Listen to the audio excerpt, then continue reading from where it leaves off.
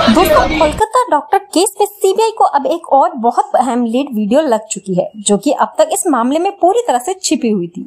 जी हां दोस्तों, आरोपी संदीप घोष के बयानों को लेकर के इस वक्त बहुत बड़ी खबर सामने आ रही है। वहीं चश्मदीद की गवाही के बाद आरोपी संदीप घोष बुरी तरह से फंसने के साथ ही अब एक के बाद एक अपने सारे गुनाहों को कबूल कर रहा है और उसने जो उस रात हुई पूरी वारदात को लेकर के अब नई कहानी बताई है, उसे सुनने के बाद सीबीआई भी पूरी तरह से चकरा गई है। जी हाँ, एक बार फिर से आपको बता दें, अब सीबीआई और पूरे देश के सामने इस पूरे मामले में एक बार फिर से नई चुनौतियां सामने आ चुकी है।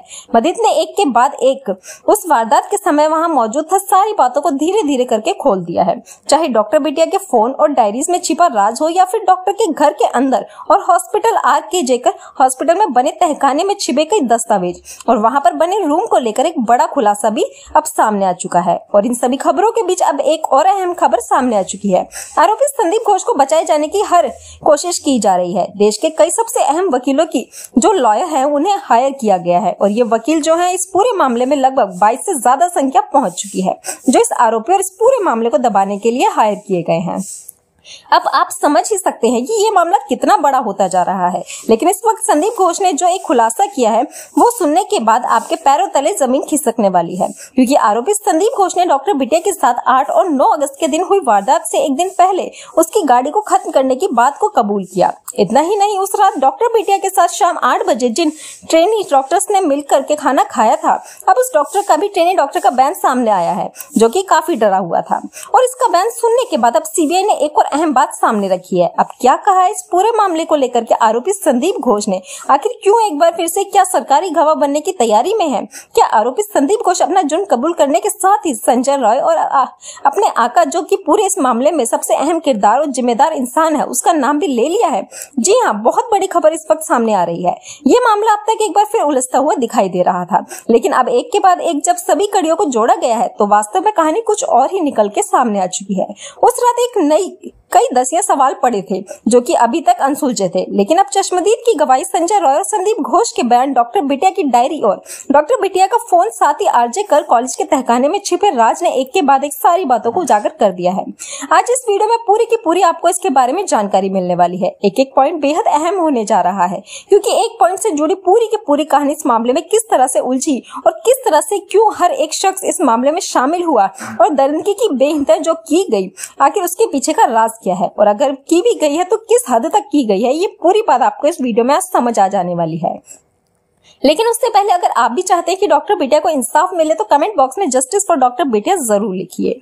दोस्तों, चलिए अब आपको बताते हैं आगे की कहानी।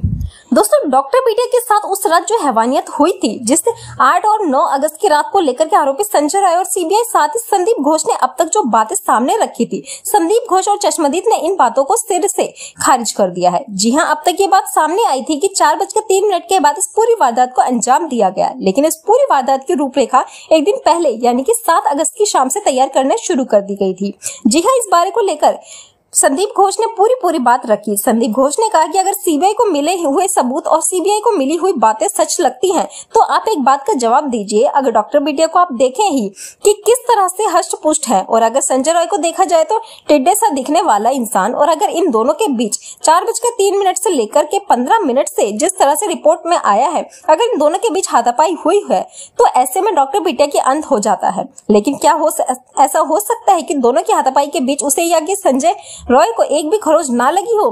क्या ऐसा संभव है? लेकिन अगर देखा जाए तो संजय रॉय के बॉडी में एक भी खरोच उस वारदात के बाद नहीं है, और ये कहा जा रहा है कि वह इस 4:30 पर पूरी वारदात को अंजाम देकर के निकलता है और नीचे बने एक हॉल में जाकर के चुपचाप खड़े आराम से सो जाता है और अपनी गिरफ्तारी का इंतजार करता है। क्या ऐसा संभव हो सकता है? क्या ऐसा करने वाला, वारदात करने वाला इंसान उसी जगह पर वारदात के बाद रुकेगा कि आओ मुझे अरेस्ट कर लो, और अरेस्ट होने के बाद भी उसने कोर्ट में जाते ही सीधा अपना जुर्म कबूल कर लिया कि हाँ, मैंने ही ये सब कुछ किया है, मुझे फांसी पर चढ़ा दो। और इन सब चीजों को लेकर के अब जो कहा गया है कि सीबीआई वास्तव में चकरा गई है। सीबीआई को भी लगा कि हाँ, ऐसा कैसे संभव हो सकता है।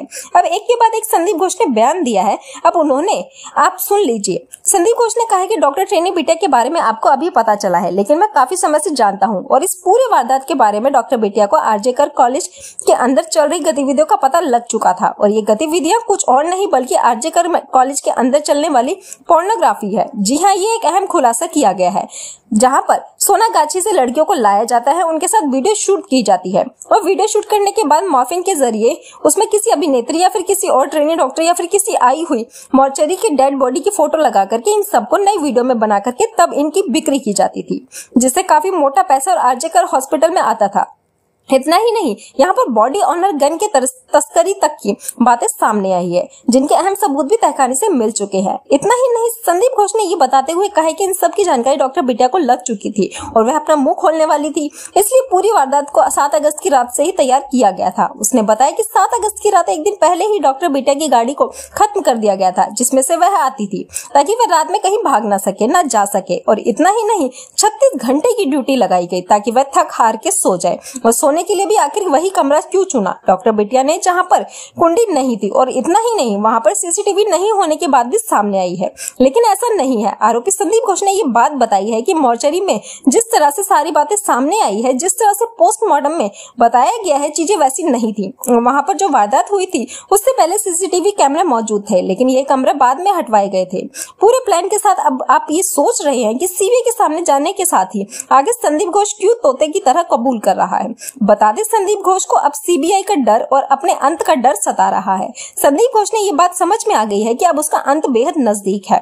अब उसका आखिरी समय और फांसी की सजा निश्चित हो रही है। ऐसे में वह जरूर बचना चाहेगा इस सजा से, और इसी वजह से डर के साए से आकर के सामने अपने एक एक गुनाह कबूल करने की शुरू कर दिया है। वैसे तो आरोपी संदीप घोष उस रात हुई वारदात के बारे में बिल्कुल भी नहीं बोल रहा था, लेकिन बाद में जब चश्मदीद की तरफ से एक ही बात कही गई, तब उसने इस पूरे मामले को लेकर के खुलासा शुरू किया। उसने कहा कि उस वारदात के समय हम में से 7 लोगों की मौजूदगी थी, जिसमें आरोपी संजय रॉय शामिल नहीं था। उसे बाद में शामिल किया गया था। इस पूरे मामले में पहले 7 लोग थे, जो कि उसमें एक संदीप घोष खुद भी था। उन सबको लगभग ड्रिंक कर रखी थी और इस पूरे वारदात को, इस पूरे मामले को प्लान करके अंजाम दिया गया था।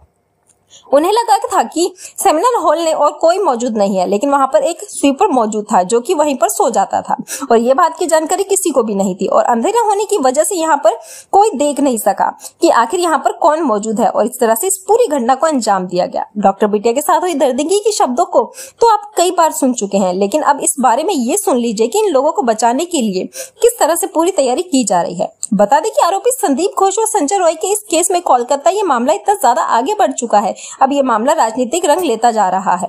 जी हाँ, राजनीतिक रूप तो ये पहले ही ले चुके हैं, क्योंकि इसमें जिन लोगों के शामिल होने की बात सामने आ रही है, उनका सीधा संबंध कोलकाता की राजनीति से कहा जा रहा है। और अब ये बात स्पष्ट होती हुई भी दिखाई दे रही है कि कोलकाता की ममता सरकार ने इस पूरे मामले को लेकर के कई बार उठाने की कोशिश भी की, लेकिन अब इस मामले में अब रेप हत्या को लेकर के कई बड़े अहम चीजें तैयार की जा रही है। इसको लेकर के बिल भी पास कर दिया गया है, लेकिन सबसे बड़ा सवाल ये है कि क्या ये वास्तव में आरोपी नहीं है। जिस तरह से इन्हें बचाने के लिए देश के दिग्गज वकीलों को उतारा जा रहा है, जिनकी फीस करोड़ों में है, आखिर इनकी फीस का भुगतान कर कौन रहा है?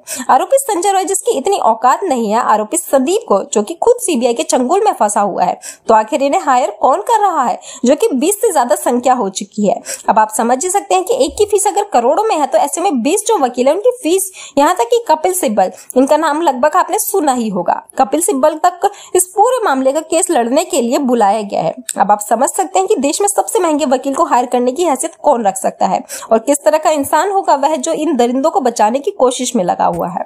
तो दोस्तों, आगे की अपडेट हम आपको देते रहेंगे। दोस्तों, कमेंट बॉक्स में वी वांट जस्टिस अभी भी आपको लिखना है, जब तक सजा नहीं मिल जाती है। मिलते हैं अगली वीडियो में। जय हिंद, जय भारत।